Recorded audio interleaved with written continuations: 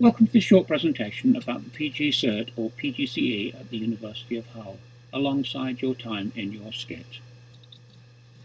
So my name is Paul Hopkins and I'm the Programme Director, and I want to just tell you very briefly about the PGCert and how it links together scholarship and practice.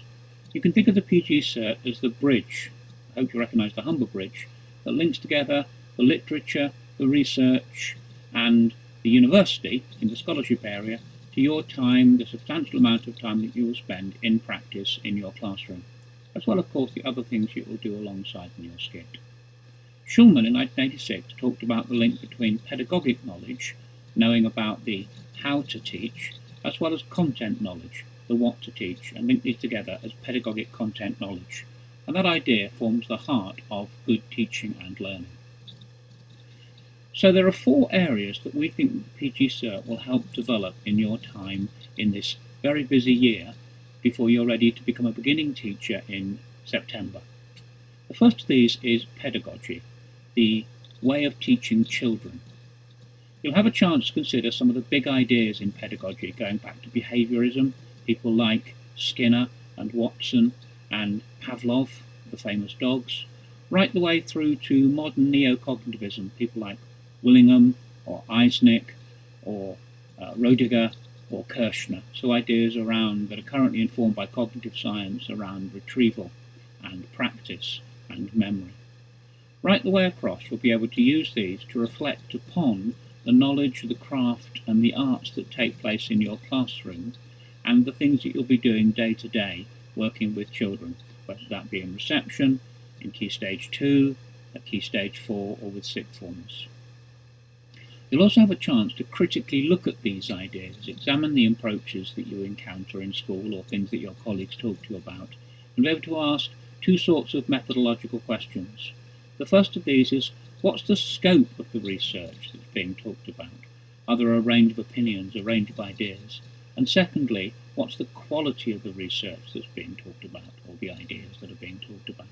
So, how is the data gathered? How is it analysed? What methods are being used in order to develop and critique that research? Lastly, you'll have a chance to discuss and look at the research evidence itself, both from the classical and the contemporary writers. This will form part of the course, built around as it is the idea of reflective teaching. So in terms of the course, we'll start in September and there'll be some face-to-face sessions with the University Tutor, introducing these big and key ideas, writing at master's level, and the assignments you'll be undertaking. The first assignment, due in January of the year, will help you reflect on teaching and learning. That'll be in mathematics or English in primary, or your specialist subject in secondary. The second assignment, due in April, will allow you to reflect on assessing in the subject. In primary, we asked you to look at the area you didn't look at for your first assignment around maths or English, and in secondary, we asked you to still continue to look at your specialist subject area, deepening and developing that alongside the teaching and learning that will be taking place and you'll be involved in the classroom in your practice schools. You'll get a chance to graduate, if you want to, at the University of Hull in July. And there'll be opportunities later on to take your learning further and use the 60 master's credits you'll have developed and gained in this course to complete a full master's. Alongside this, there'll be opportunities to use our virtual learning environment, face-to-face video tutorials via Skype or another medium, and the specialist website support that's been developed for the course. All of this will run right throughout the course and give you those opportunities to develop and hone these academic skills alongside the practical skills you'll be developing in schools. We believe very strongly that the academic alongside the vocational or practical is what develops you as a strong and confident teacher, ready to begin teaching in September at the end of your training or education year, but also ready to keep developing in those next years. Teaching only begins in that September. There's still lots of development to do and things to think about.